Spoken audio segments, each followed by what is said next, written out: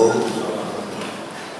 Saya ingin menyampaikan beberapa poin hasil dari apa yang sudah kita diskusikan, dan mungkin poin-poin ini yang perlu saya sampaikan. Kenapa? Karena mungkin ini yang harus dan perlu didengar oleh masyarakat Kota Medan. Yang pertama sekali kami menyampaikan hasil dari pemeriksaan dari inspektorat dan juga hasil dari rekomendasi dari Bapak Asisten sebagai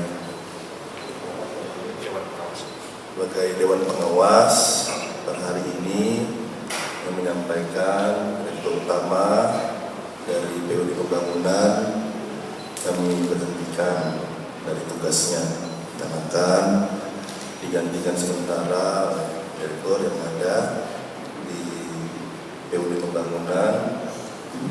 Untuk poin-poinnya kenapa kita tanya Pak Asisten sebagai Dewan Pengawas. Melalui siaran digital, pay TV dan media streaming lainnya.